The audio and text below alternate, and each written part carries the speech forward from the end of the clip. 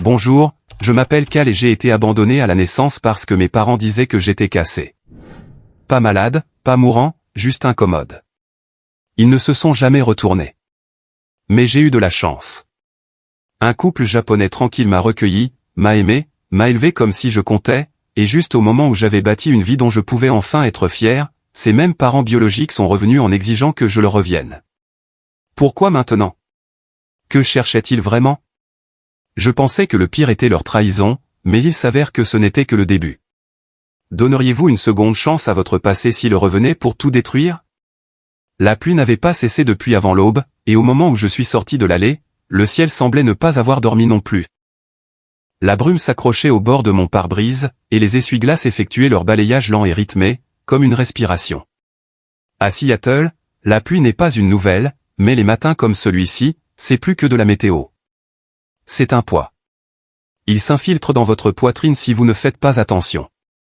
Je dis toujours que j'y suis habitué. Mais parfois, je me surprends à serrer le volant un peu plus fort quand les gouttelettes dévalent la vitre, traçant les mêmes chemins encore et encore. Cela me rappelle les hôpitaux, les salles d'attente remplies de silence, de voix douces et d'odeurs qui ne quittent jamais vraiment votre mémoire. J'ai pris une profonde inspiration. Bonjour, Cal. Ressaisis-toi, ai-je murmuré. C'est moi. Cal Rooker, 36 ans. Architecte logiciel, mari, propriétaire. Sur le papier, une vie bien rangée. Élevé par les personnes les plus gentilles que j'ai jamais connues. Anna et des Rooker. Mes parents. Pas ceux qui m'ont fait, ceux qui m'ont choisi. Alors que je tendais la main vers mon manteau, la voix d'Anna m'a appelé depuis le couloir. Tu oublies toujours ça.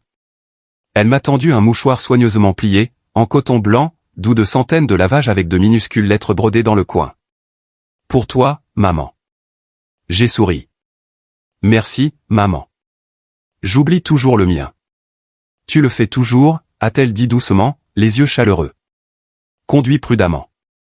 J'ai glissé le mouchoir dans la poche de ma veste. Je n'y ai pas repensé, mais il est resté là toute la journée. Sur le trajet vers le centre-ville, mon esprit a dérivé. J'ai construit une vie tranquille faite de routine. Trajet, travail, dîner, silence. Ma paix est construite comme du code. Couche par couche, hermétique. Mais si vous pelez les couches, vous trouverez quelque chose dont je parle rarement. Le silence d'où je viens. Il y a un souvenir que j'évite. Mais certains jours, il me rattrape. J'avais à peine 2 jours. Trop petit pour tenir un biberon, mais pas trop petit pour être jugé. Ils ont dit que j'étais défectueux. Une infirmière a chuchoté cela à un autre membre du personnel alors qu'elle griffonnait quelque chose sur un porte-bloc. Défectueux. Un mot qui n'appartient pas à un enfant. Je n'étais pas malade. Pas vraiment. Juste né avec quelque chose qu'il ne voulait pas. Quelque chose qu'il ne nommerait pas. La chose suivante dont je me souviens, c'est le froid, des doigts froids, une lumière froide, de l'air froid dans mes poumons, et puis plus rien parce qu'ils étaient partis. J'ai vu leur nom sur de vieux dossiers d'hôpital, de l'encre floue sur des pages froissées. Mais je n'ai jamais entendu leur voix, sauf une fois, presque. À 7 ans, j'ai appris la vérité. Que je n'étais pas à eux par le sang. Que quelqu'un d'autre m'avait donné. J'ai posé des questions. J'étais trop jeune pour comprendre, mais assez vieux pour sentir le vide. Une nuit, j'ai trouvé le numéro. Je ne me souviens pas comment. Peut-être un tiroir laissé ouvert, un papier glissé dans un livre. Je l'ai composé 3 fois. Personne n'a répondu. Je me suis assis près du téléphone jusqu'à ce que le soleil disparaisse derrière les arbres dehors. Mes paumes étaient moites. Mon cœur battait de cette façon. Seuls les enfants comprennent. Quand vous croyez peut-être, juste peut-être, que c'est de votre faute si le monde est si calme. Je n'ai jamais essayé d'appeler à nouveau. Au lieu de cela, je l'ai enterré parce qu'Anna et des mémés comme personne d'autre ne l'avaient jamais fait. Ils m'ont élevé avec le genre de discipline qui m'a appris à plier le linge avec précision, mais aussi le genre d'amour qui rendait même l'échec sûr. Nous célébrions les petites choses. Des chambres propres, des assiettes pleines au dîner, des excuses calmes. Ils ne m'ont jamais demandé d'oublier, mais je l'ai fait quand même juste pour ne pas les décevoir. Je n'ai jamais dit cela à voix haute, pas même à ma femme. J'ai toujours eu plus peur de les laisser tomber que de me souvenir d'où je venais. Aujourd'hui, je me suis souvenu.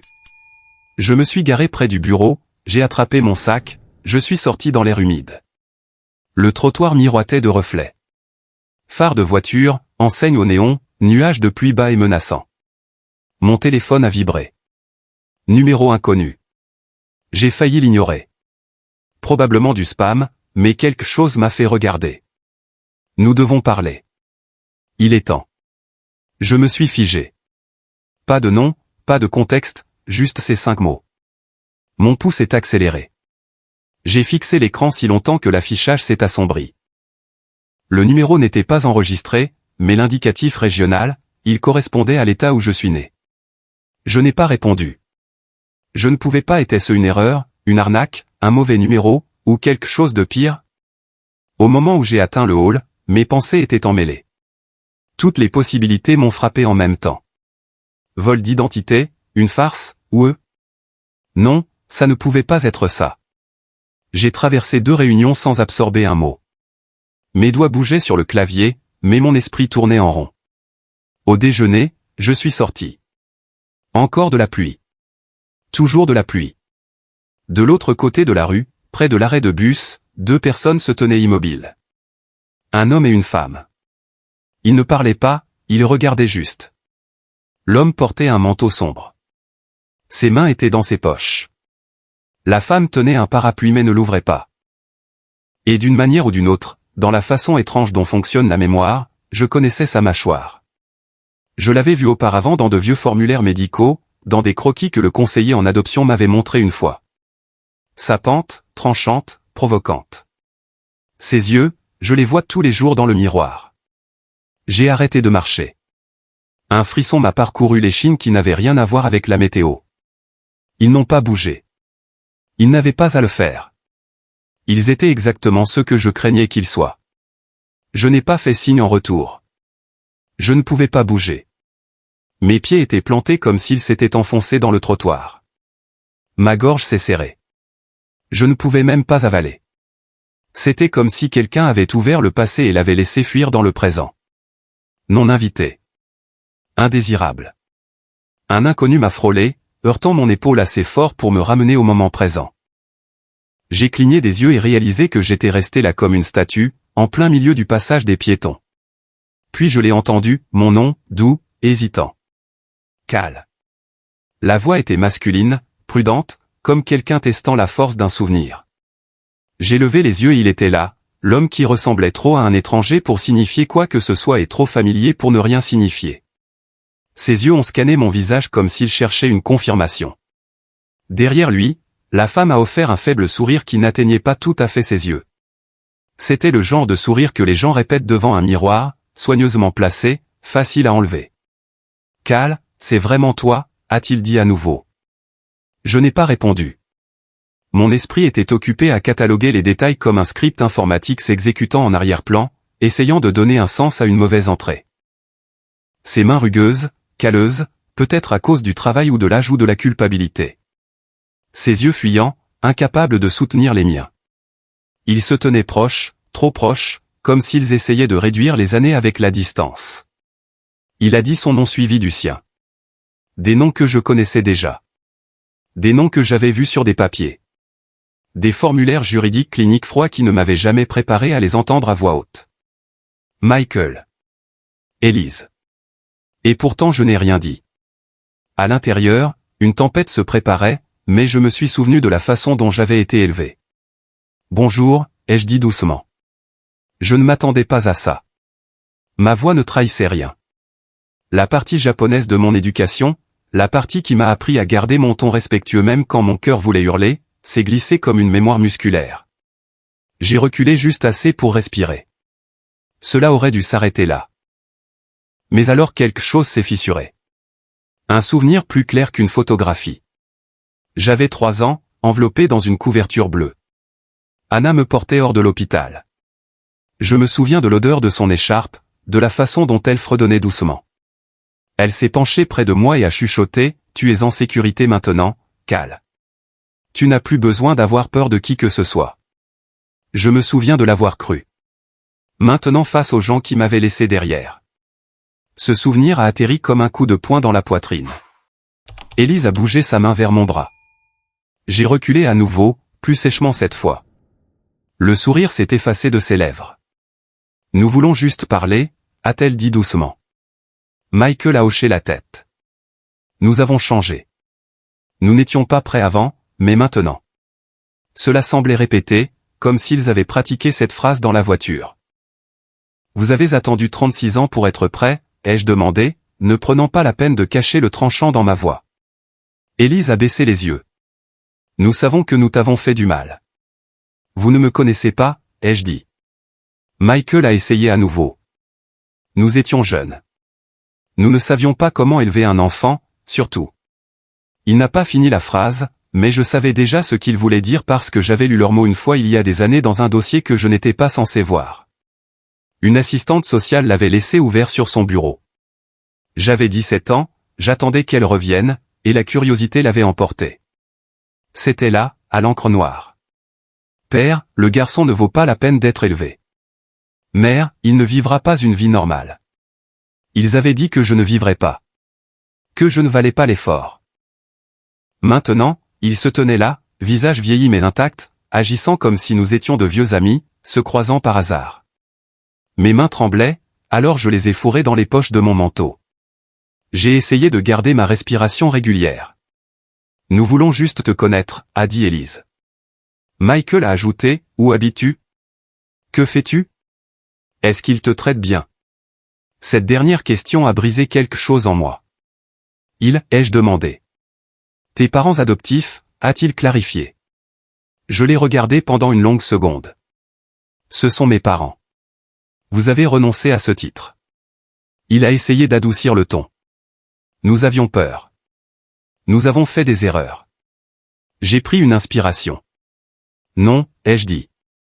Vous n'avez pas fait une erreur. Vous avez pris une décision. Cela les a arrêtés. Élise a tressailli comme si je l'avais giflé avec des mots. Michael a ajusté sa position. Pouvons-nous nous revoir? Peut-être avoir une vraie conversation? Je ne pense pas que ce soit une bonne idée. Tu nous dois au moins ça. L'audace, le sentiment de droit décontracté, comme si l'histoire pouvait être réécrite si elle était dite assez doucement. Je dois y aller, ai-je dit, faisant un pas en arrière vers la rue. S'il vous plaît, ne me suivez pas, je me suis retourné et j'ai marché vite, trop vite pour le confort. Ma respiration est restée superficielle. Mon pouls battait dans mes oreilles. Je n'ai pas regardé en arrière. 3 pâtés de maison plus tard, j'ai atteint ma voiture, garée près du bord du terrain derrière mon immeuble. J'ai déverrouillé la portière, mais quelque chose a attiré mon attention. Glissée sous l'essuie-glace, une enveloppe. J'ai regardé autour de moi, personne à proximité. Je l'ai ouverte lentement. À l'intérieur se trouvait une photographie. Moi, la veille, sortant de mon bureau. Même manteau, même sac. Au dos, à l'encre noire fine, nous ne sommes pas là pour te faire du mal. Nous voulons juste ce qui est juste. Je suis resté là, serrant la photo, le cœur battant comme une cloche d'avertissement. Ce n'était pas une coïncidence. Ils avaient planifié cela. Je ne savais juste pas jusqu'où ils étaient prêts à aller. J'ai conduit chez moi en serrant le volant plus fort que je n'aurais dû. Les routes étaient glissantes, mais ce n'était pas la pluie qui me rendait prudent. Chaque voiture derrière moi semblait trop proche. Chaque virage dans le rétroviseur faisait grimper mon pouls. Peut-être était-ce de la paranoïa. Ou peut-être avais-je juste appris à ne plus ignorer mes instincts. À un feu rouge, j'ai vérifié l'enveloppe à nouveau. Même photo, même mot. Je l'ai glissé dans la boîte à gants, l'ai verrouillé et j'ai forcé mes yeux vers l'avant. Conduis juste à la maison, Cal. Rentre à la maison. Quand je me suis garé dans l'allée, la lumière du porche était déjà allumée. Anna l'allumait toujours quand il pleuvait. Une vieille habitude pour rendre une maison chaleureuse avant que quelqu'un n'entre mouillé. Elle a ouvert la porte avant même que je puisse mettre ma clé. « Tu es en retard », a-t-elle dit doucement. « Ça va ? » « Ouais », ai-je répondu trop vite. Juste une longue journée, la circulation. Elle ne m'a pas cru. Je pouvais le dire à la façon dont ses yeux se sont plissés juste légèrement, puis se sont détendus. Elle n'a pas insisté. C'était sa façon, ne jamais pousser, laissant toujours de la place pour que je fasse un pas en avant par moi-même. Je vais réchauffer le dîner, a-t-elle proposé. Plus tard. J'ai besoin d'une minute. Elle a hoché la tête, me regardant avec ce genre de calme qui m'avait toujours fait me sentir en sécurité et d'une certaine manière, maintenant, coupable. Je suis monté dans mon bureau, j'ai fermé la porte et je me suis appuyé contre elle. Le silence a frappé fort. Pas de voix, pas de pas, juste le bourdonnement du chauffage et le bruit de la pluie tapant contre les fenêtres. Je me suis assis à mon bureau et j'ai sorti la photo à nouveau. Il m'observait avant même de parler. C'est ce qui m'a vraiment atteint. Ce n'était pas une rencontre fortuite. C'était orchestré. J'ai posé la photo et attrapé un stylo.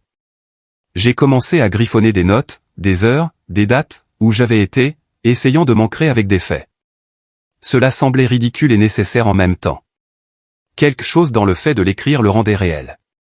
Me rendait moins à leur merci. J'ouvre mon ordinateur portable. Juste par curiosité, je tape mon nom dans la barre de recherche. Je ne me googlise pas habituellement. Je n'en ai jamais vu l'intérêt, mais ce soir, j'avais besoin de savoir ce qu'ils auraient pu voir. À la 3e page des résultats, je l'ai trouvé. Un petit article de blog d'un passionné de droit de la famille creusant dans les cas d'adoption de nourrissons abandonnés. Il mentionnait un cadre technologique avec des parents adoptifs nippo-américains, originaires de l'Ohio, élevés à Seattle, spéculait sur mon origine ethnique, l'appelait un mystère. Il avait été posté il y a 2 jours. 2 jours avant qu'il ne m'approche, mon estomac s'est noué. Il posait les bases, préparait le terrain, encadrait une version de moi avec laquelle il pouvait travailler ou contre laquelle il pouvait lutter. J'ai fermé le navigateur et j'ai fixé mon reflet sur l'écran sombre. Il ne s'agit pas seulement de retrouvailles. C'est une stratégie. Et ça commence à ressembler à une guerre. Je me suis penché en arrière, j'ai passé mes doigts dans mes cheveux et j'ai fermé les yeux. Pendant une seconde, je me suis laissé dériver vers le moment où j'étais plus jeune. Vers toutes les choses que j'essayais de ne pas me rappeler. Je pensais que j'étais défectueux. Pas de la manière d'un bras cassé ou d'un mauvais cœur, mais de la manière silencieuse dont les enfants croient qu'ils sont trop ou pas assez. Je m'asseyais dans les bureaux de thérapie, hochant poliment la tête, ne laissant jamais vraiment rien sortir. J'ai abandonné à mi-chemin des séances plus de fois que je ne pourrais le compter parce que creuser semblait dangereux. Ce souvenir signifiait revivre. Je pensais avoir enterré tout ça. Mais maintenant on aurait dit que le passé avait déposé une assignation à comparaître. On a frappé à la porte, ce qui m'a sorti de ma spirale. Dishi, mon père. Il est entré doucement, tenant une tasse de thé. Je peux laisser ça ici, a-t-il demandé. J'ai hoché la tête, avalant difficilement. Merci. Il n'a pas demandé pourquoi je me cachais dans mon bureau ou pourquoi je n'étais pas descendu pour le dîner.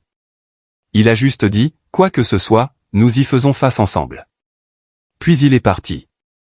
Pas de leçon, pas de supposition, juste une présence. J'ai fixé le thé jusqu'à ce qu'il refroidisse. C'est là qu'une autre phrase m'a frappé. Quelque chose que Michael, non, mon père biologique avait dit plus tôt. Tu as l'air mieux que ce à quoi nous nous attendions. Pas aussi cassé qu'avant. Cela m'avait échappé sur le moment, enveloppé dans la maladresse de l'instant. Mais maintenant, dans le calme, ça frappait fort. Ce n'était pas juste une formulation maladroite. C'était du contrôle, un rappel de là où il pensait que j'avais commencé. Un cadrage subtil de là où il pensait que j'appartenais toujours. Je me suis levé. J'ai regardé la photo à nouveau. Et quelque chose a changé en moi. Pas de la peur, pas du chagrin, quelque chose de plus tranchant. De la résolution. Je n'ai plus 7 ans. Je ne suis pas impuissant. J'ai ouvert le tiroir de mon bureau, enfermé la photo à l'intérieur, puis ouvert mon ordinateur portable à nouveau. Cette fois, pas pour chercher, mais pour construire. J'ai commencé à tout consigner. L'heure exacte à laquelle j'ai quitté le bureau, les emplacements des caméras près de ma voiture, les emails que j'avais reçus au cours des dernières 48 heures, mes dossiers d'adoption originaux, tous les documents judiciaires que j'avais encore. Je ne savais pas encore de quoi j'aurais besoin, mais je savais que j'aurais besoin de quelque chose. S'il construisait un récit, je devais construire une défense. Mon écran s'est allumé avec une nouvelle notification, un email non lu. Pas de nom, pas de sujet, juste une ligne. Tu ne devrais pas te cacher de nous. Je me suis figé. Ma main a plané sur la souris. J'ai cliqué. Une image s'est chargée. Moi debout dans ma propre allée. Horodatage, 21h12 hier soir. Elle n'avait pas été prise depuis la rue. C'était plus près, de quelque part à l'intérieur du quartier. À l'intérieur de la ligne. Je pensais qu'il ne pouvait pas franchir. J'ai réalisé qu'il n'attendait pas des retrouvailles. Il préparait une prise de contrôle. Je suis resté assis là dans le noir longtemps après que l'écran se soit assombri. Longtemps après que l'image se soit gravée au fond de mon esprit. Ma propre allée, ma propre maison. Pris dans un cadre que je n'avais jamais autorisé. La ligne entre alors et maintenant, le passé et le présent, flou en un seul clic. J'ai à peine dormi. 2 heures peut-être. Je n'arrêtais pas de me réveiller en sursaut, convaincu que quelqu'un était à la fenêtre. Les ombres dehors semblaient plus lourdes que d'habitude. J'ai vérifié la porte d'entrée 2 fois, la porte arrière 3 fois. À un moment donné, j'ai marché jusqu'au bout de l'allée pieds nus, scannant la rue dans mon pantalon de pyjama comme un homme essayant de donner un sens à son propre reflet. Le matin, j'étais déjà habillé en bas avant tout le monde. Mes mains tremblaient alors que je versais le café, mais je tenais la tasse à 2 mains, espérant que la chaleur m'ancrerait. Anna est entrée doucement, comme elle le faisait toujours. Ses chaussons doux contre le carrelage de la cuisine.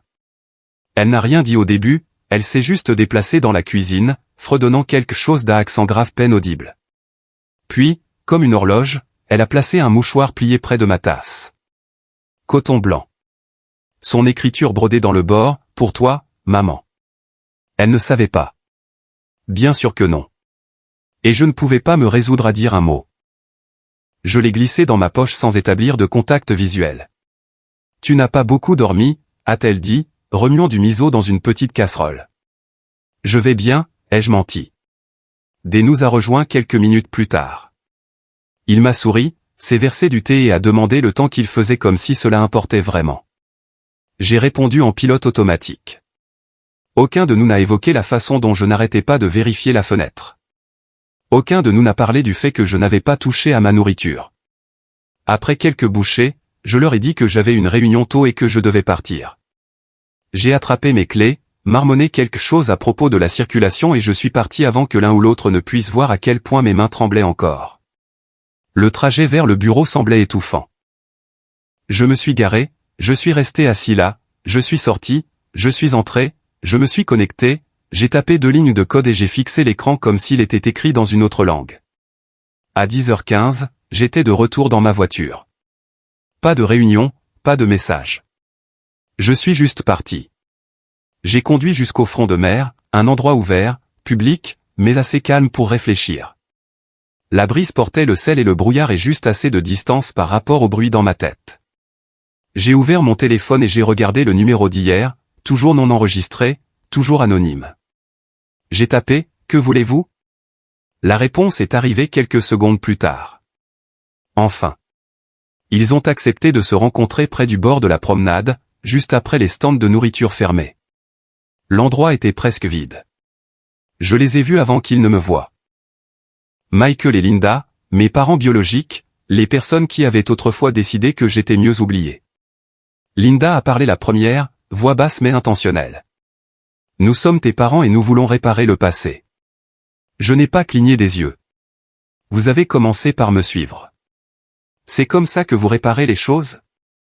Ils ont échangé un regard, un de ces signaux silencieux que les manipulateurs de longue date apprennent à perfectionner. Michael a sorti un dossier manille, le tenant comme s'il remettait une carte d'anniversaire. Qu'est-ce que c'est ? Ai-je demandé. Un point de départ pour la conversation, a-t-il dit en le glissant dans ma main. À l'intérieur se trouvaient des formulaires juridiques dactylographiés, des brouillons, incomplets, non signés, mais suffisants pour reconnaître les mots « rétablissement de la garde »,« pétition de réunification familiale ». Vous ne pouvez pas déposer ça, ai-je dit. J'ai 36 ans. Michael a souri faiblement. Nous savons, mais les revendications attirent l'attention. L'attention crée un levier. J'ai senti la sueur s'accumuler à l'arrière de mon cou. Linda est intervenue. Un avocat nous a dit que l'argument émotionnel pourrait influencer l'opinion publique si nécessaire. Je les ai regardés tous les deux. Vraiment regardez cette fois. Vous avez fait des recherches là-dessus? Bien sûr, a-t-elle dit doucement. Tu as bien réussi ta vie. Nous avons pensé que renouer profiterait à tout le monde. C'était là. Profiter, pas guérir, pas renouer, pas réparer, profiter. Vous avez fait des recherches sur moi, ai-je dit platement. Linda ne l'a pas nié, elle a légèrement incliné la tête. Tout ce qui est en ligne est public. Et quoi? Vous allez prétendre m'avoir élevé maintenant? Le ton de Michael n'a pas vacillé. Nous étions jeunes. Nous ne savions pas, j'ai expiré lentement, gardant ma voix égale. Vous n'avez pas fait une erreur. Vous avez pris une décision. Et maintenant, après des décennies, vous voulez la réécrire. Linda s'est avancée légèrement. Cal, s'il te plaît. Nous méritons une chance de faire partie de ta vie. J'ai reculé d'un pas, non, ce que vous voulez, c'est du crédit. Leur silence était toute la confirmation dont j'avais besoin. Puis Michael a porté le coup suivant. Si tu ne travailles pas avec nous en privé, nous devrons rendre cela public. Laissez les gens savoir ce qu'on nous a fait. Comment notre fils a été pris. Vous m'avez laissé dans un couloir d'hôpital, ai-je dit sèchement. Vous avez laissé un mot disant que je serais mieux avec quelqu'un qui pourrait me réparer. Vous n'avez pas le droit de crier au scandale maintenant. Ils n'ont pas tressailli. Cela m'a terrifié plus que tout. Michael s'est rapproché, juste à quelques centimètres de mon épaule. Que tu le veuilles ou non, c'est le début. Avant que je puisse reculer, il a glissé quelque chose dans la poche extérieure de mon manteau. J'ai regardé en bas, une enveloppe. Je ne l'ai ouverte qu'une fois qu'ils furent partis. À l'intérieur se trouvait une feuille imprimée. Pas de document juridique cette fois. Une liste, des noms, des adresses, des numéros de téléphone, mes parents, leurs horaires de travail, les visites chez le médecin, les habitudes à l'épicerie. Ils avaient tout. Je savais que je ne pouvais plus protéger ma famille en restant silencieux. J'ai conduit chez moi les deux mains serrées sur le volant, la mâchoire bloquée. La ville défilait floue à travers le pare-brise comme un souvenir auquel je ne faisais plus confiance. Chaque véhicule dans mon rétroviseur semblait me suivre trop longtemps. Chaque passage piéton contenait des visages qui me fixaient trop directement. L'enveloppe dans la poche de mon manteau ressemblait à une horloge qui tournait et que je ne pouvais pas désamorcer. Avant de tourner dans notre quartier, j'ai fait 2 fois le tour du pâté de maison, lentement, surveillant tout ce qui sortait du rythme. Une voiture garée au ralenti, un homme faisant semblant de vérifier son téléphone trop longtemps. Rien ne ressortait, mais la paranoïa s'était déjà profondément enracinée. Quand je me suis finalement garé dans notre allée, la lumière du Porsche a clignoté une fois. Des devaient encore bricoler le câblage. La vue aurait dû me calmer. Au lieu de cela, elle semblait fragile, comme si un souffle allait briser le calme à l'intérieur de cette maison. À travers la fenêtre avant, j'ai vu Anna à la cuisinière versant de l'eau dans la théière. Ce rythme lent familier, si ordinaire que ça faisait mal. En arrière-plan, Dé était agenouillé près du placard sous l'évier, ajustant une charnière avec la patience tranquille qu'il apportait à tout. La maison sentait le miso et le riz chaud. Aucun d'eux ne savait. Aucun d'eux ne savait ce que j'avais ramené à la maison avec moi. Je suis entré. Anna m'a accueilli avec son regard chaleureux habituel, mais n'a pas commenté mon apparence. Peut-être qu'elle l'a vu. Peut-être qu'elle a choisi le silence. Elle a placé un bol sur la table pour moi de toute façon. Dé s'est levé et a épousseté ses mains. Placard enfin réparé, a-t-il dit avec un faible sourire. Merci, papa, ai-je marmonné. Ma voix ne ressemblait pas à la mienne. Nous nous sommes assis. J'ai soulevé la cuillère, mais je n'ai pas mangé. Mon esprit tournait en rond sur comment commencer, comment leur dire, quoi dire. Après 2 faux départs, j'ai finalement dit, j'ai eu un contact inattendu aujourd'hui. Anna s'est arrêtée au milieu du versement, à peine perceptible. Puis elle a continué et a dit avec une gentillesse prudente, ça doit être compliqué pour toi. Je ne l'ai pas corrigé. Je ne pouvais pas lui dire que compliqué était un mot à 10 miles de terrifiant. Dé a simplement hoché la tête une fois, comme pour me donner de l'espace. Je ne leur ai pas parlé du dossier ou de la menace ou de la liste avec leurs noms imprimés à côté de leur routine quotidienne comme un programme de chasse. Je n'ai rien dit du tout. Plus tard cet après-midi-là, Dishi est sorti vérifier la boîte aux lettres. J'ai entendu la porte moustiquaire se fermer, le grincement familier des charnières, puis le silence. Un peu trop long. Quand il est revenu à l'intérieur, il tenait une enveloppe blanche simple à la main. C'était collé sous la boîte aux lettres, a-t-il dit, les sourcils froncés. Je me suis levé lentement, mon estomac se serrant déjà. À l'intérieur se trouvait une seule photographie, nous trois, Anna, Dishi et moi, sortant d'une épicerie, sac à la main, riant de quelque chose dont je ne pouvais plus me souvenir maintenant. La photo avait été prise de loin, l'angle clair, délibéré. Au dos, quelqu'un avait écrit en caractères soignés et froids, la famille compte. La main d'Anna a volé à sa bouche. Le visage de Dishi est devenu complètement immobile. J'ai pris la photo doucement, je l'ai pliée et je suis parti avant qu'il ne voie la panique monter dans ma gorge. Dans ma chambre, je me suis assis par terre, le dos contre le bord du lit, les genoux pliés, la photographie sur le sol à côté de moi. Le mouchoir qu'Anna m'avait donné toujours dans ma poche. Ma poitrine donnait l'impression d'être écrasée de l'intérieur. Je n'arrêtais pas de me blâmer, retournant chaque moment dans ma tête. J'aurais dû clore la conversation la première fois. J'aurais dû ne jamais répondre. J'aurais dû. Un bourdonnement a interrompu ma spirale. Mon téléphone, un message, pas de nom de contact. Maintenant tu comprends pourquoi tu as besoin de nous. 6 juin une photo. Il m'a fallu une demi-seconde pour la traiter, mais quand je l'ai fait, ma vision s'est rétrécie. C'était Anna ce matin dans le jardin. Elle était accroupie à côté de son bonsaï, l'arrosant doucement, de la même manière qu'elle le faisait toujours le jeudi. Personne d'autre n'était dans le cadre, mais quelqu'un était là à regarder, à la photographier. Elle n'en avait aucune idée. J'ai serré le téléphone si fort que j'ai cru qu'il allait se casser. Tout mon corps a commencé à trembler. Et puis les pensées sont revenues. Celles que je pensais avoir dépassées. C'est ce que tu es. Cassé, un handicap. Ils avaient raison de te laisser. J'ai chuchoté à voix haute. J'aurais dû rester perdu. C'est sorti avant que je puisse l'arrêter. Je n'avais plus seulement peur. Je me désagrégeais. L'idée que j'avais mis en danger les seules personnes qui m'avaient jamais aimé librement. C'était insupportable. J'étais toujours assis là, le téléphone à mes pieds, quand j'ai entendu frapper, doucement. La porte s'est ouverte lentement. Anna n'a rien dit tout de suite. Elle est juste entrée, s'est assise à côté de moi sur le tapis et a plié ses jambes comme elle le faisait toujours quand nous lisions ensemble. Je ne l'ai pas regardée. Je ne pouvais pas. Elle a placé une main légèrement sur mon dos, puis a posé l'autre sur ses genoux. Après quelques minutes, elle a parlé. Tu n'as jamais été un fardeau. Pas un seul jour, pas un seul souffle. Sa voix s'est brisée légèrement à la fin, mais elle a tenu bon. J'aimerais que tu puisses te voir comme nous te voyons.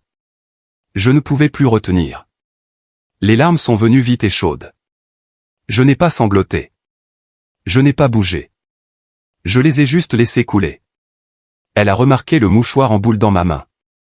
Doucement, elle s'est penchée et l'a lissé sur ma paume. Tu es toujours notre fils, a-t-elle dit. Peu importe qui frappe à la porte. Ces mots, si simples, ont coupé plus profondément que tout ce qui avait précédé. C'était comme si quelqu'un avait ouvert une fenêtre dans une pièce scellée depuis des années. Je me suis tourné pour la regarder. Ses yeux étaient fatigués, mais stables. Dishi se tenait dans le couloir, sans s'immiscer, mais proche. J'ai essuyé mon visage, pris une profonde inspiration et j'ai finalement dit, je dois tout vous dire. Il méritait la vérité. Et pour la première fois, j'étais prêt à la donner. Le visage de mon père s'est durci d'une manière que je n'avais jamais vue auparavant. Il n'a pas posé de questions, n'a pas tressailli. Il a fixé les impressions dans ses mains, les photos, les messages, les menaces, et quelque chose a changé en lui. Lentement, il a posé les papiers sur la table et m'a regardé avec l'intensité calme d'un homme qui en avait assez vu. Anna se tenait à côté de lui, le bout de ses doigts reposant sur le bord de la table, tremblant juste légèrement. Ses lèvres se sont entr'ouvertes, mais aucun son n'est sorti. Elle n'avait pas besoin de parler. Le changement dans la pièce était assez bruyant. Ce n'était plus seulement mon problème. Dishi s'est levé et a marché dans le couloir. J'ai entendu une clé tourner, un doux grincement de charnière. Quand il est revenu, il tenait une petite boîte de sécurité en acier. Elle avait l'air plus vieille que moi. Il l'a posée sur la table, l'a ouverte et a commencé à sortir des documents, des copies d'accords juridiques, des formulaires notariés, des listes de contacts d'urgence et une feuille pliée avec des noms et des numéros de téléphone que je ne reconnaissais pas. Nous avons déjà eu affaire à des gens difficiles, a-t-il dit, la voix stable, contrôlée, des gens qui voulaient des choses auxquelles ils n'avaient aucun droit. Tu penses que nous avons adopté un enfant sans savoir comment le protéger? Je ne pouvais pas parler. Je n'avais jamais vu cette version de D auparavant. Il avait toujours été calme, doux, l'homme qui réparait les portes qui grinçaient et m'apprenait à faire des nœuds de pêche. Mais ça, c'était différent. C'était de l'acier. Nous commençons à organiser, a-t-il dit. Tu m'apportes tout, chaque dossier, chaque message. Nous nous préparons. Pour la première fois depuis des jours, quelque chose en moi s'est redressé. Je suis allé dans la salle à manger, j'ai attrapé mon ordinateur portable et j'ai ouvert le dossier que j'avais commencé. Menaces, emails, photos, chronologie. J'ai ouvert un document vierge, commencé à trier les données pièce par pièce. Devrions-nous appeler la police, ai-je demandé en levant les yeux. Pas encore, a répondu Day. Ils vont balayer ça du revers de la main à moins que nous ne leur donnions une image complète. Pour l'instant, cela ressemble encore à un drame familial désordonné. Nous devons rendre cela indéniable. L'imprimante bourdonnait alors qu'Anna commençait à faire des copies papier de chaque capture d'écran. Nous travaillions en silence, l'air entre nous tendu par le but. Il n'y avait pas de panique maintenant, juste de la concentration jusqu'à ce que les lumières clignotent. Tous les trois, nous nous sommes figés. Puis Anna s'est dirigée vers la fenêtre, écartant le rideau avec deux doigts. Il y a une voiture, a-t-elle chuchoté. De l'autre côté de la rue. Phares éteints, ne bouge pas, je me suis tenu à côté d'elle et mon estomac s'est noué. J'ai reconnu la silhouette sur le siège du conducteur, vague mais indubitable. En train de regarder. Dichy s'est avancé, la voix basse. Éloignez-vous des fenêtres. Mon pouls a grimpé en flèche. J'ai attrapé mon manteau, prêt à sortir en trombe. Anna m'a bloqué avec les deux bras, ses mains fermes sur ma poitrine. Non, a-t-elle dit, c'est ce qu'ils veulent. Tu sors là-bas seul. Ils contrôlent l'histoire. Tu réagis. Ils la déforment. Je suis resté là, les poings serrés, la poitrine haletante. Il a fallu tout pour ne pas pousser la porte et les affronter de front. Mais elle avait raison. J'ai reculé et alors mon téléphone professionnel a vibré. Un nouvel email transféré anonymement. Objet, concernant la conduite de l'employé Cal Rooker. Mon cœur s'est arrêté. J'ai cliqué pour l'ouvrir. Fausses accusations. Vol de biens de l'entreprise. Allégations d'instabilité mentale. Allégations selon lesquelles j'avais abandonné des membres âgés de la famille sans soutien. C'était un assassinat de caractère professionnel. Coordonné, malveillant et programmé pour blesser. Ils ont envoyé ça à TRH? A demandé Anna, la main couvrant sa bouche. D a expiré fort, la mâchoire serrée. Ils essaient de te ruiner de l'intérieur. Je me suis assis lentement. Ce même froid creux a essayé de s'infiltrer à nouveau, mais je ne l'ai pas laissé faire. Pas cette fois. J'ai ouvert un nouveau dossier. Je l'ai étiqueté, contraction. J'y ai glissé chaque fichier. Les photos de la voiture, les clichés de surveillance, l'email au RH, chaque capture d'écran, chaque note vocale que j'avais enregistrée sur mon téléphone.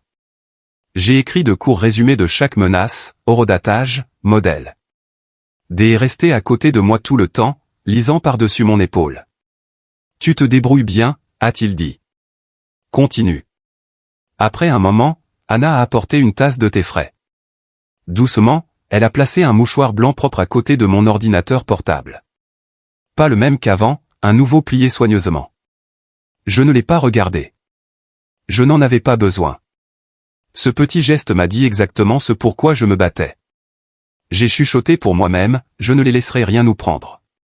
Pas cette maison, pas mon nom, pas les gens qui m'ont élevé. J'ai fermé le dossier, me suis adossé, je les ai regardés tous les deux. Ils pensent que je suis toujours l'enfant qu'ils ont laissé derrière, ai-je dit, ma voix claire. Basse. Ils sont sur le point d'apprendre quelque chose de nouveau. D a hoché la tête une fois. Alors préparons-nous pour leur prochain coup. Dehors, de l'autre côté de la rue, la vitre de la voiture s'est baissée à moitié. Un flash s'est déclenché. Il photographiait la maison. Maintenant, ce n'était plus de l'intimidation. C'était la guerre. J'ai réalisé à ce moment-là que mes parents ne faisaient pas qu'escalader. Ils me piégeaient. Les lumières rouges et bleues rebondissaient sur les murs comme un reflet tordu de Noël.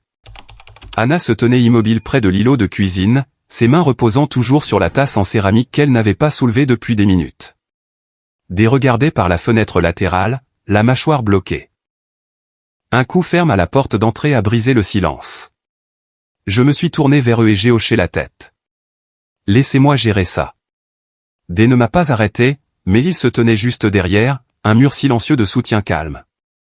J'ai ouvert la porte. 2 officiers se tenaient sous la lumière du porche, leurs expressions brèves et répétées. Bonsoir, a dit le plus grand, nous avons reçu un appel signalant une menace domestique potentielle à cette adresse. Les mots n'avaient pas de sens au début. Menace domestique ? J'ai senti le sol bouger sous moi.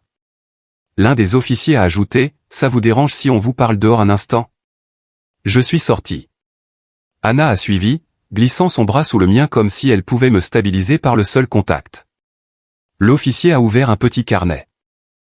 On nous a dit qu'il pourrait y avoir une inquiétude concernant le bien-être des résidents âgés à l'intérieur de la maison, spécifiquement des allégations de menaces verbales, une possible instabilité émotionnelle et une coercition pour un soutien financier. J'ai cligné des yeux. Pardon ? Il a relu, cette fois plus lentement, comme si cela pouvait aider à donner du sens. Chaque ligne était une inversion grotesque de la vérité, une compassion utilisée comme une arme. Je les protégeais, ai-je dit, tenant à peine ma voix stable. Mes parents biologiques. Nous comprenons que des tensions peuvent survenir, a coupé l'autre officier, poli, mais détaché. Nous devons juste nous assurer que tout est sûr à l'intérieur et que personne ne se sent menacé. Avant que je puisse parler à nouveau, D s'est avancé. Nous sommes ses parents adoptifs, a-t-il dit, la voix calme mais tranchante sur les bords. Il ne nous a jamais menacés. Ce qu'il a fait, c'est nous montrer des preuves de harcèlement, de traque et d'intimidation numérique de la part des personnes même qui l'ont abandonné enfant. Il a remis une copie imprimée des messages de menace. Le front de l'officier le plus grand s'est plissé en lisant. Nous devrons quand même effectuer une visite rapide de la maison, a dit le second officier. Procédure de sécurité standard. C'était humiliant, de les laisser marcher à travers les pièces même qui avaient été mon seul véritable refuge. Mais nous avons obtempéré. Quelques minutes plus tard, en partant, le premier officier a offert un signe de tête rapide à Day. Nous déposerons une note sur les rapports contradictoires, a-t-il dit, mais gardez toute documentation supplémentaire. Ce n'est peut-être pas la fin de tout ça. Et puis ils sont partis. D est sorti vérifier la voiture qui était restée de l'autre côté de la rue toute la soirée. Il est revenu quelques secondes plus tard. Ils sont partis. Volatilisés. Pas de phare, pas de traces. Juste partis. Comme de la fumée s'évaporant avant que nous puissions l'attraper dans nos mains. Ils ont chronométré, ai-je marmonné. Ils savaient que les flics nous distrairaient, se sont éclipsés pendant que nous étions figés. À l'intérieur, Anna était assise sur le canapé, ses bras enroulés autour d'elle-même, les yeux vides. Ce n'est plus de la sécurité, a-t-elle chuchoté. C'est la guerre. Je suis sorti dans le jardin, ayant besoin d'air, ayant besoin de distance par rapport au mur qui semblait maintenant trop étroit. Le froid me coupait les bras, mais je ne suis pas rentré. J'ai agrippé la rampe en bois et je me suis penché en avant. Cassé, ne vaut pas la peine d'être élevé. Je pouvais encore les entendre, leur voix d'il y a des années, recroquevillées dans les coins de mon enfance. Et maintenant ils étaient de retour. Pas avec des excuses, pas avec des réponses, mais avec une stratégie, avec des mensonges et une destruction calculée. Mon téléphone a vibré. J'ai regardé en bas.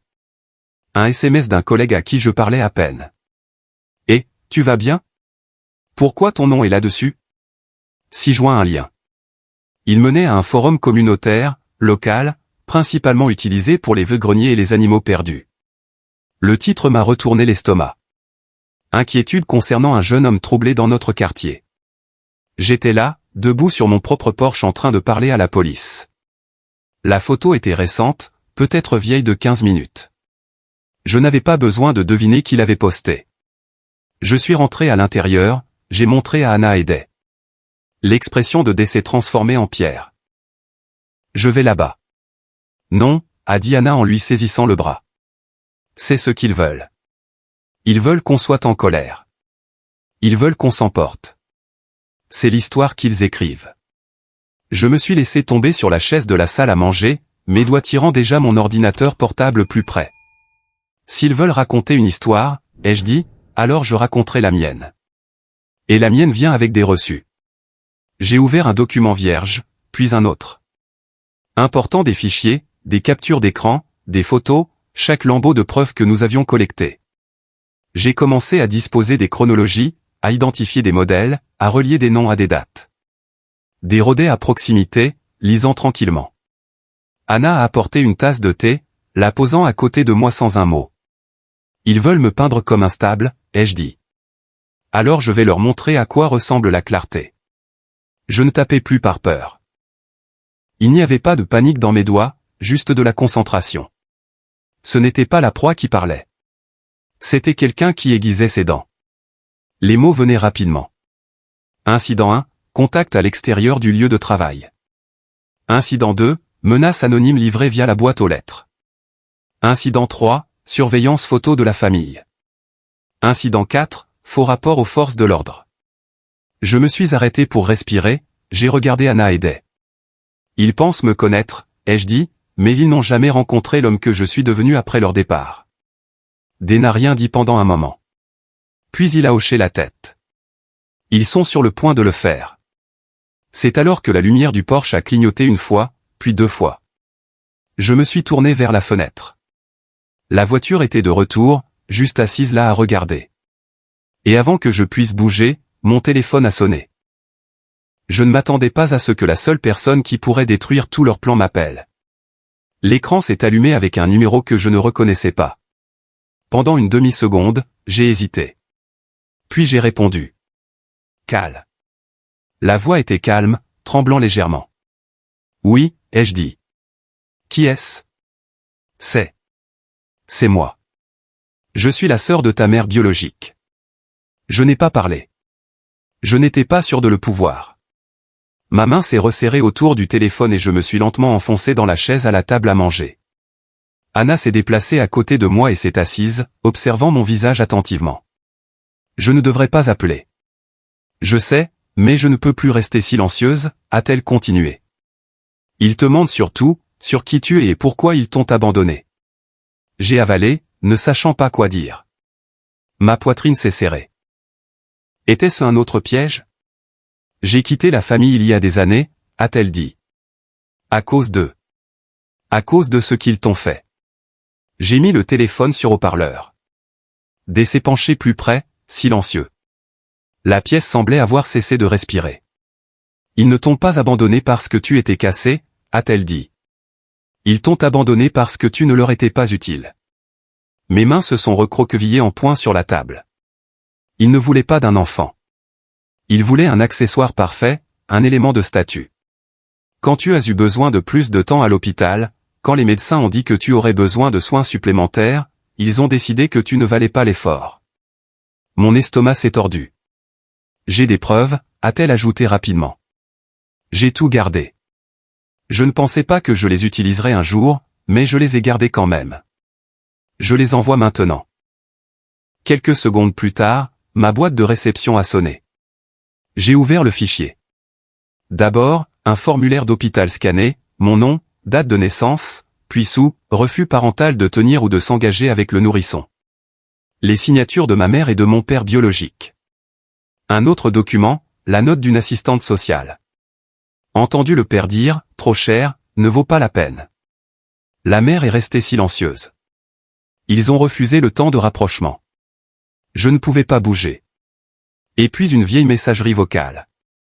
Une voix masculine rauque familière d'une manière qui a fait tanguer mon estomac.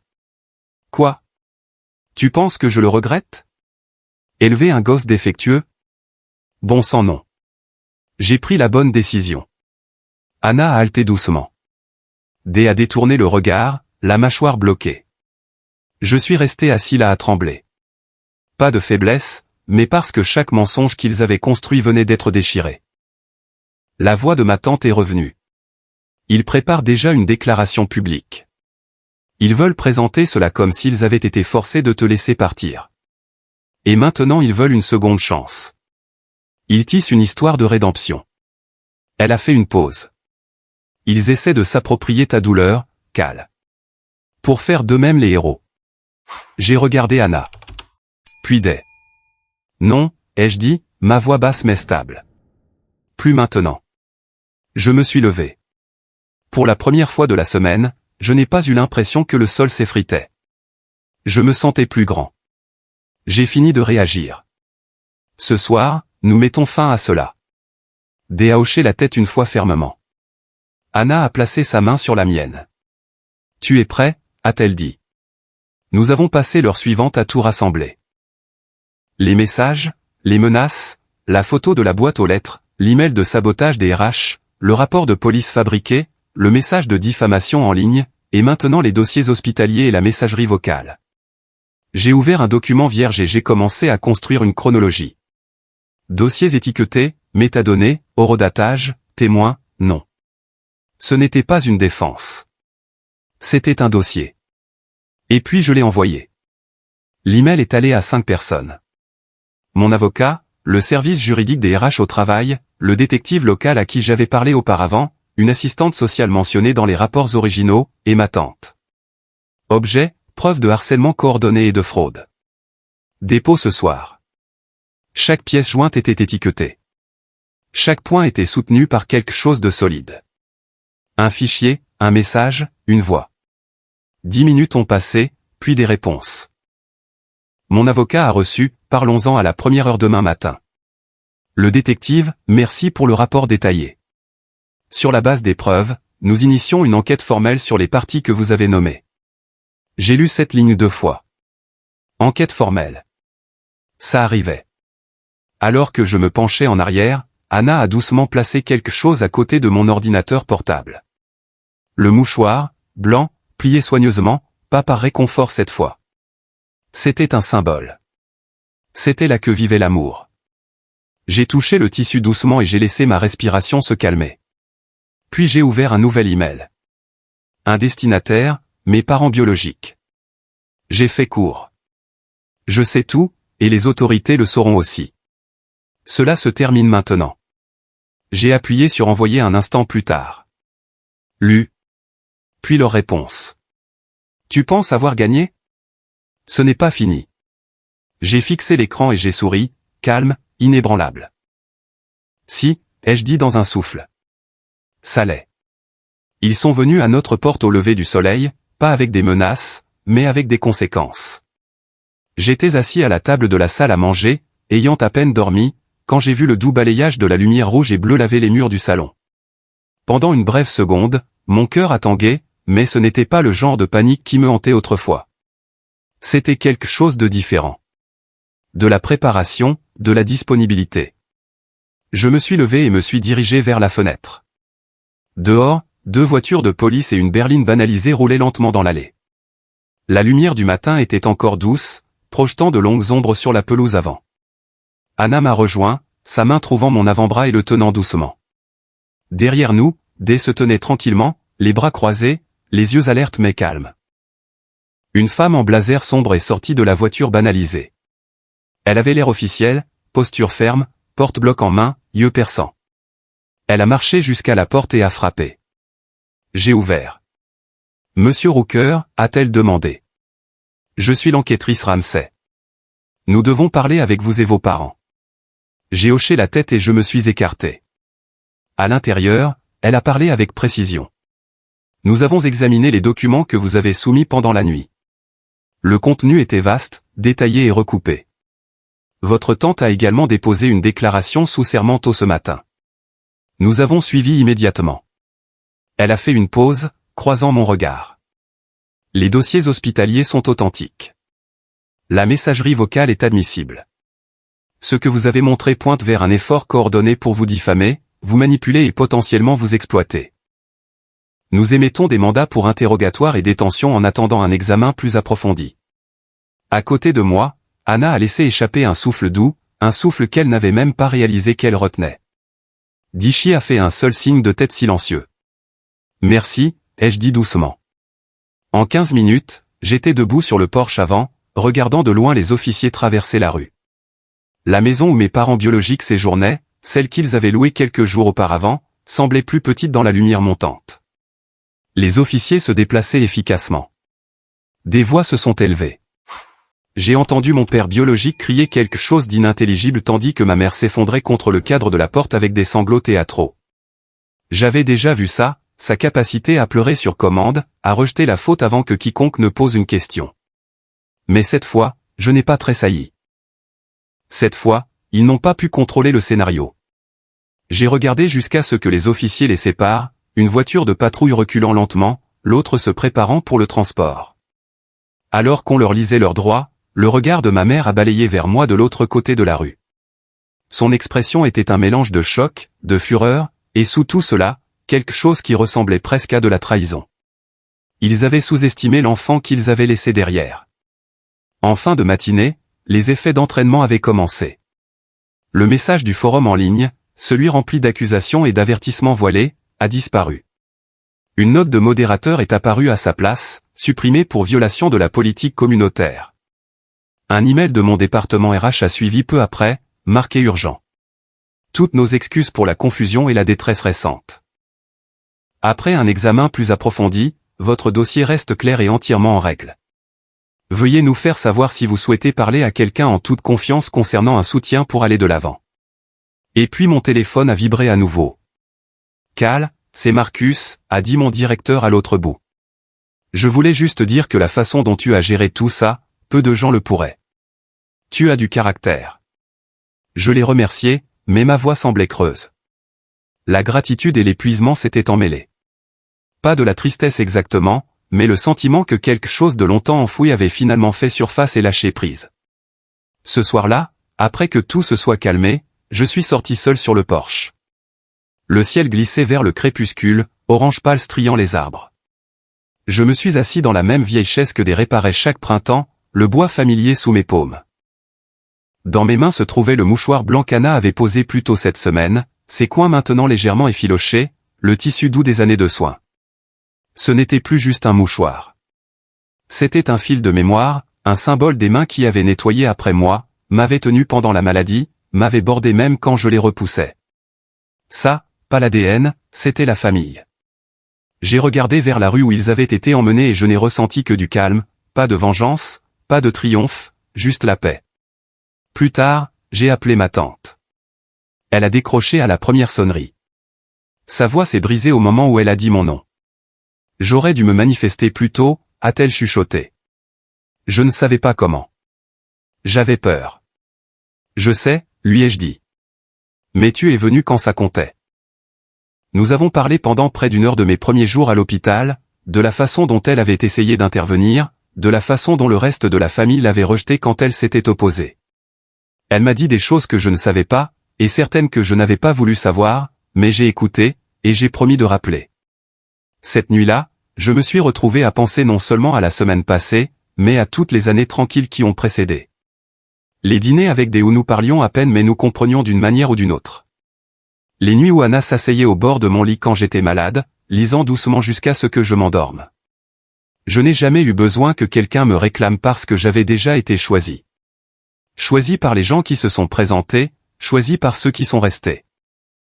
Alors que les derniers fils de lumière du soleil s'éloignaient, je suis rentré dans la maison et j'ai trouvé Anna dans la cuisine. Dérangeait la vaisselle du dîner. Je les ai regardés, j'ai regardé la vie que nous avions construite entre le chagrin et la grâce. Je reste, ai-je dit, plus à moi-même qu'à quelqu'un d'autre. Pas parce que j'ai peur de partir, mais parce que ça, c'est la maison. Personne n'avait besoin de répondre. Plus tard, alors que la maison s'installait dans le silence, je suis retourné dans ma chambre, j'ai sorti un carnet neuf et je me suis assis près de la fenêtre. Ma main a plané un instant avant que je ne commence à écrire. Je n'étais pas cassé. J'ai été abandonné par les mauvaises personnes et trouvé par les bonnes.